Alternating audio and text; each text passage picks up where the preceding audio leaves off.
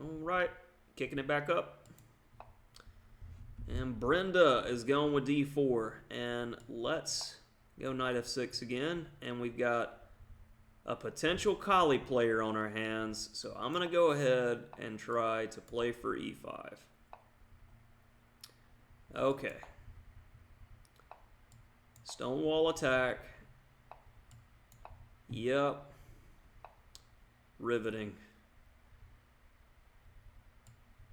Let's do this anyway.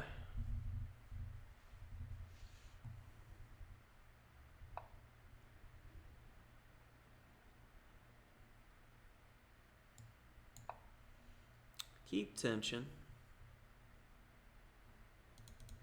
Hitting the pawn. Pawn takes, knight takes is the threat.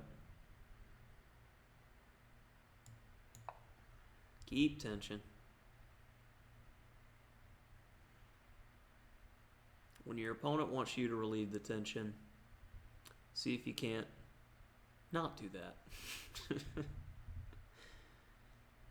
So now I can take this pawn, and that's what I was waiting on. Natural development can sometimes lead to mistakes. Now we hold on to it.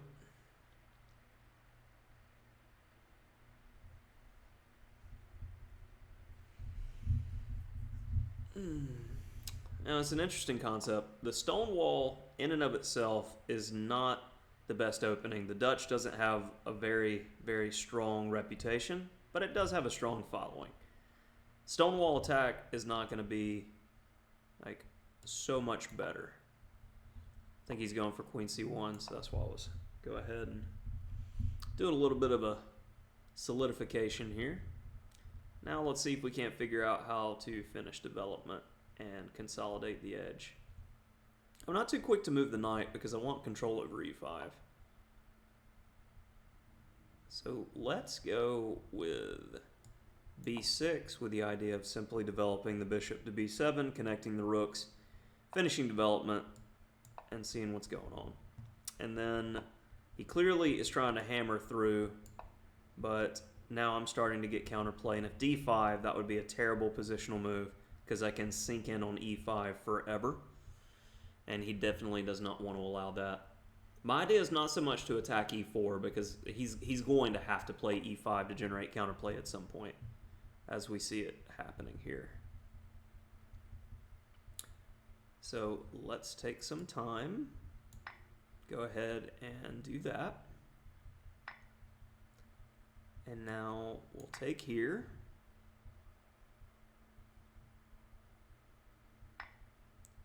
And if I take on e5, he takes, I take. Seems okay. And I'm threatening knight takes f3 check. This was expected.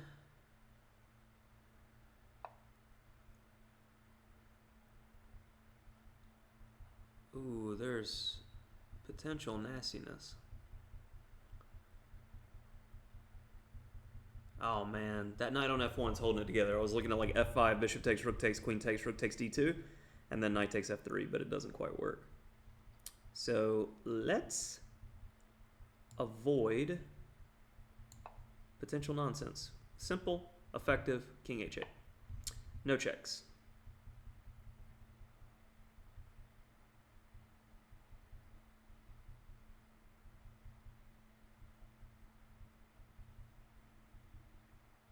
I really like the dynamic potential of my position. So I'm going to make an interesting call here.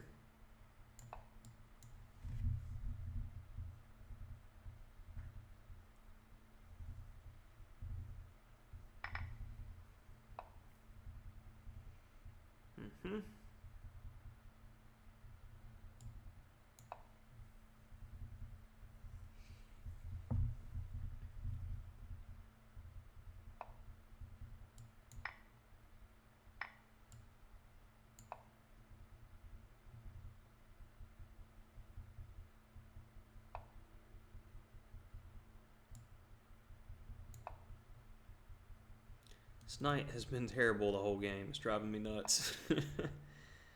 And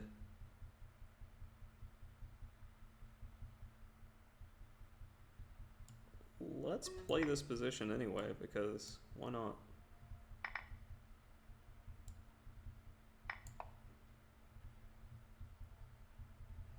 Makes it interesting.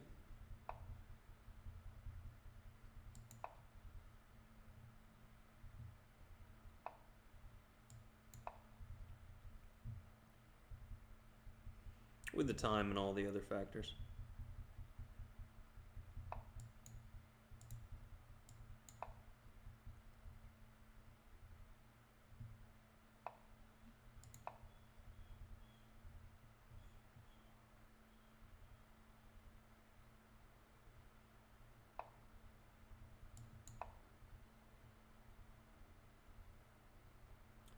And there goes his time edge.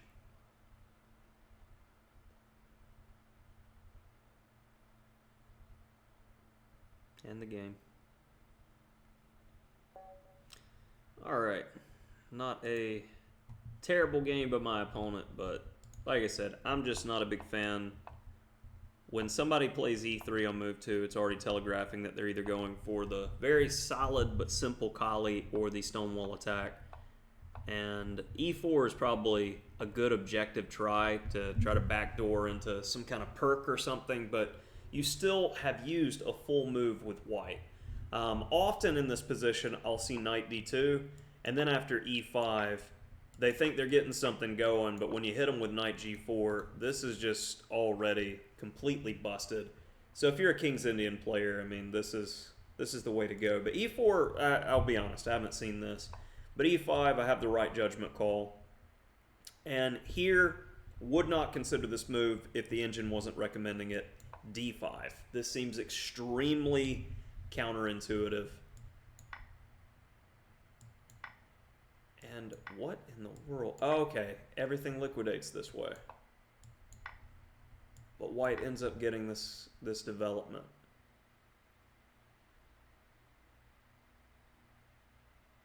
Yeah, I don't know. I feel like we got his center to go away to accelerate his development and give him really easy play. I'm going to disagree with the engine there with d5. And queen e7 doesn't change the evaluation that much. And c5 makes a lot of sense, pressuring the center. I like that move. E takes f4. So keeping the tension ended up working out in my favor. And let's see how I could have played more critically and better here. I was just trying to finish development, but g4 makes a lot of sense because where's that knight going? I'm just missing simple things all throughout these games. So if you're starting to see a pattern of mistakes in your games, like with mine, like I seem to have a pattern of missing tactics. Well, that's because I haven't been studying tactics. I haven't been actively playing, and I haven't been actively working on my game. So before playing a tournament, I would definitely need to do hours and hours and hours of tactical study to get sharp, because your tactical sense will dull if you're not actively playing tactical chess. So keep that in mind. On the reason, oh, a master's missing simple stuff. Yeah, and human error happens all the time. I get this type of hypercritical crap from people in the chat occasionally or in YouTube, and I shoulder shrug because like everybody makes mistakes. That's part of the game. The entire point of this series is to legitimately show my first reaction by playing fast games and show mistakes and how to fix them. So to give commentary in that way. So hopefully you enjoy this. G4 again is a move that should be considered. And then on 91, back to this idea of C5. This is quite good for black. Bishop B7. And at just no point in time did I ever consider G4. G4 again just like wins a piece. And that's good. And how could I have played more accurately here? Knight F6. See, I was worried about this move because of the pin. Like, what happens if he just goes bishop d5? Of course. How am I missing simple things like this? Okay. King h8, bishop c3, rook d4 doesn't give away any edge, and I was expecting knight d2 and then an interesting game, and I probably would have found G4 at this point, to be completely honest, because I need counterplay, because I just sacked the exchange. And black's doing okay there. But I mean, this is why I felt it was an objectively difficult position for white with his rooks not coordinating, and you want to move the bishop but can't. It was an itch that he had to scratch, and then that leads to this. And then I was just in the sacrificial mood at this point and couldn't help myself. But notice how the eval still doesn't drop that much, because the only counterplay is the isolated pawn. And I see that, if he takes, I take, I go bishop c5 and anchor. I mean, I'm going to pick him apart with the knights and the bishops, or the bishop anchored on c5. So understanding this type of position, a lot of players are scared of imbalances, but the more experience you get, the more you will see in endgames. It's like the rook gets dominated by two pieces typically. So even if we, say after d6 is gone, we traded knight for knight, the knight and bishop, I mean, it's a one-legged man in a butt-kicking contest against the rook in this type of position. Rook's got to have a passed pawn, and he's got to hope that the knight and bishop can't coordinate. So typically, you're going to want to have the knight and bishop in this type of endgame. All right, that'll do it for this one.